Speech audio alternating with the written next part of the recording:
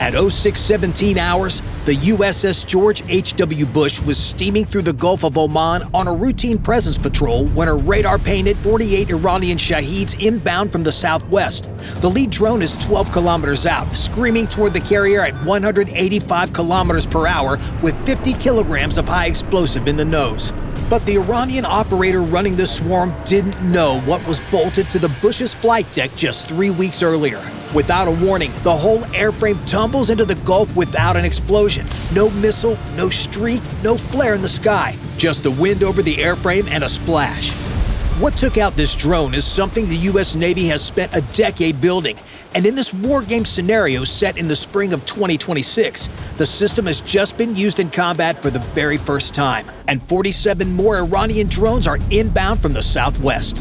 Between the catapult shuttles and the tie-down chains, there sits a shipping container that the deck crew has been stepping around for 3 weeks without thinking about it. The container has no markings, no signage, no obvious purpose, and 3 weeks of stepping around it has trained the deck crew to ignore it entirely. Then the roof slides open on hydraulic rails and a beam director rises from inside on a stabilized mount, optics swinging across the southwestern horizon. The optics settle and lock onto a contact 8 kilometers out, about the distance from downtown Manhattan to LaGuardia. The beam connects, invisible, no muzzle flash, no smoke, no tracer at all.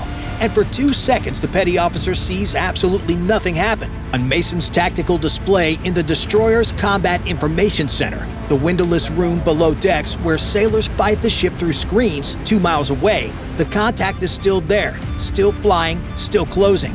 3 seconds. 4. Then the contact disappears off Mason's scope altogether, and at the limit of vision, a tiny black dot tumbles out of the sky and splashes into the Gulf of Oman. The beam director slides 10 degrees, locks again, and holds the dwell on a second contact at 9 kilometers. 12 seconds later, that contact disappears off Mason's scope too, and a second splash lands 2 kilometers from the first. The petty officer is still standing in the same spot. Whatever is in that container has now done it twice. What took down those drones is the Locust laser weapon system. AeroVironment built it, and the Navy tested it aboard the Bush for the first time in October 2025. This morning is the first time the system is fired at something that was actually trying to put a hole through an American warship. The container is not bolted into the hull. The container is bolted to the deck. The Navy ran a power cable out of an existing distribution panel and hooked it into the side of the housing. Then they lashed the whole thing down with the same chains that hold an FA-18 to the deck during a hurricane. The whole installation took less time than getting your kitchen remodeled.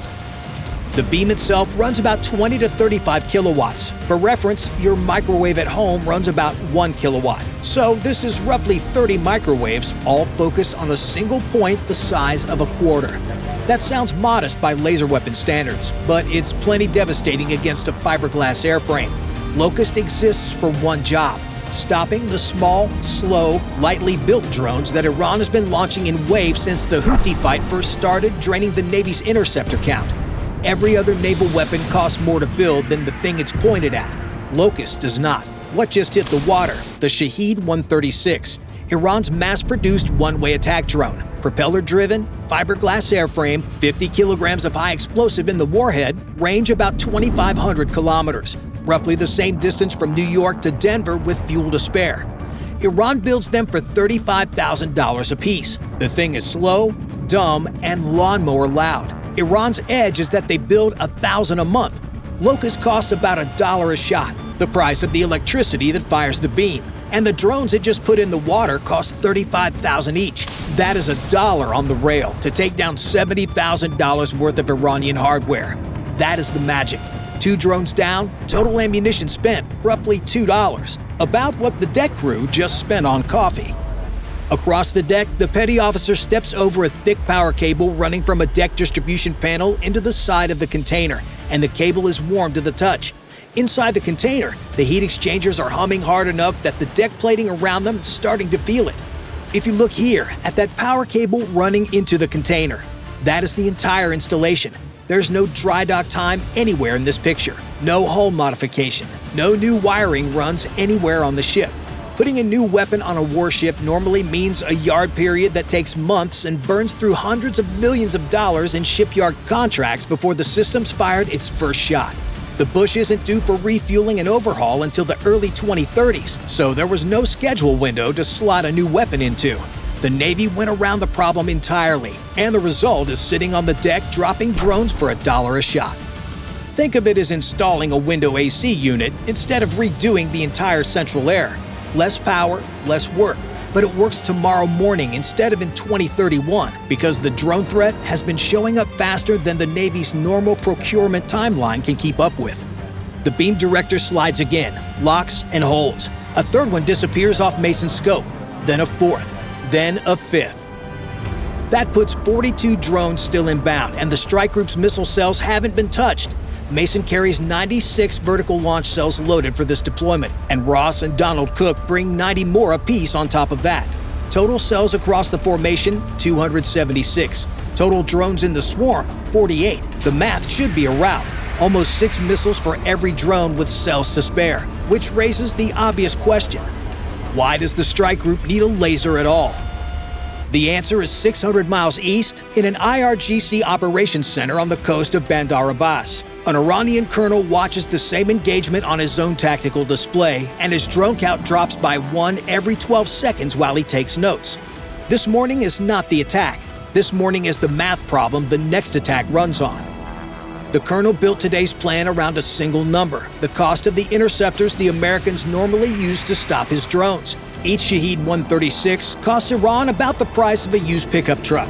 The interceptor that stops it costs the U.S. Navy $1.5 million. Every shot trades $1 for 43 cents on the cost exchange ledger. The Americans win every individual engagement and still go broke faster than Iran does. That's the slot machine the Navy's been stuck in since the Houthi fight started. Win every spin, go home with empty pockets. It's like winning every hand at the family poker game while your nephew quietly empties your wallet under the table. The colonel doesn't need to put a drone through the carrier's deck this morning. He needs the strike group to fire enough interceptors that the next attack finds the magazine empty and the carrier turning for port. The next attack happens 3 days from now, when his second wave is fueled and ready. The drones aren't the weapon, the drones are the bait, and the trap is the ammunition counter on the Mason's combat display. But on the Mason, the launch counter has not moved. 6 drones into the engagement, cells still loaded out at 96. The colonel doesn't yet realize that. He's still planning around the version of this fight where Mason has fired a dozen interceptors by now, and in that version, he knows exactly what comes next. His plan works on paper because of one specific feature of the Mark 41 vertical launch system. There is no way to reload it at sea. The U.S. Navy has been working on the capability for over 20 years, and as of this morning, it doesn't yet exist. You can't crane a missile canister directly into a destroyer cell from a moving supply ship, not in any sea state, not from any ship the Navy has ever built, not in any weather condition that exists on Earth. The Navy has tested concepts for 2 decades, and none of them have ever worked operationally. None of them are coming this year, or next year, or the year after that. So when the Mason burns through her cells, the Mason has exactly one option: leave the fight. Sail to one of a handful of piers certified to handle Mark 41 ordnance: Norfolk, Yokosuka, Rota, San Diego. Tie her up alongside a missile-handling crane and spend days reloading vertically while a relief crew sleeps in the barracks ashore. There is no in-between. There is no underway replenishment ship that exists today or that will exist tomorrow that can put a missile back in a destroyer cell at sea. It's like owning a car that only can be refueled at 4 specific dealerships in the world, and the closest one is a 2-week drive away. If the Mason fires through her magazine in this engagement, the carrier loses her air-to-missile defense commander for 2 weeks at minimum. By then, the colonel's 3-day window is closed and the second wave has either gotten through or never had to launch in the first place. The fight is over before the cells get back into theater. That's the trap, and Locust is what the colonel didn't account for. The container fires its 8th silent splash, then its 9th. The deck around the container is warm now, and the coolant lines are pulsing visibly against the deck plating. The petty officer has long since moved on to other duties. The beam director keeps working. The Mason's launch counter still hasn't moved. In Bandar Abbas, the colonel's display refreshes through another iteration. Drone count 38. then 37, then 36. The Americans are stopping his drones, but the colonel can't see how. There's been no missile launch from the strike group on his radar feed in the last 6 minutes, no anti-air signature of any kind, no flare and chaff pattern from his destroyers. His drones are simply going dark mid-flight at the same rate they would if the Mason were burning through interceptors at full pace. What the colonel doesn't know is that the Mason has not fired a single cell. The Americans are stopping his entire swarm with a shipping container and a power cable. He doesn't have a model for what's happening on his display. It's the military equivalent of pulling up your bank app and seeing charges you didn't authorize. Something is very clearly happening, you just have no idea what. 19 minutes into the engagement, 16 splashes deep, the deck around the container is warm enough to feel through your boot soles. The heat exchangers along the container's flank are venting steadily into the humid Gulf air. Frost has formed on the metal near the cooling intakes, moisture pulled out of the air so fast it freezes onto housing and burns to the touch. A deck crew member walks past, glances at the readout panel, and keeps moving like he's seen it 100 times. If you look here at the coolant lines and the frost forming on the heat exchanger, all of that energy has to come from somewhere. The answer is 6 decks below the flight deck. 2 A4W nuclear reactors run the Bush. They are the same reactors that drive her 4 propeller shafts at 30+ knots, run her steam catapults, power her radars, her aircraft elevators, and her air conditioning. They generate hundreds of megawatts of electrical power, which the captain can route wherever the ship needs it. A 35-kilowatt laser running continuously, once you account for cooling and beam control, needs about 100 kilowatts of input power. The Bush's reactor doesn't notice. Every other ship that has ever tested a laser at sea ran on conventional engines. The Ponce, the Preble, the Portland, and every single one hit the same wall. Their power plants run out of juice mid-flight, like a phone dying mid-call. The Bush has a reactor, and a reactor doesn't run out. As long as the rods are hot, Locust keeps firing. Months, years, indefinitely if the ship's other power demands stay inside the budget. The reactor is the magazine, and the magazine's idea of running low is the same as your dad's idea of running low on opinions at Thanksgiving. It doesn't happen. That's the single biggest reason the Locust test got assigned to a carrier instead of a destroyer. Drone 17 disappears off the Mason's scope. Drone 18 follows 10 seconds later. The beam director locks a drone, holds for 2 seconds, slides off as the wing fails, and locks the next one. The rhythm becomes visible across 3 or 4 engagements. 2 or 3 seconds of held position, then a slide, then another splash, like a metronome counting time on the colonel's bad morning.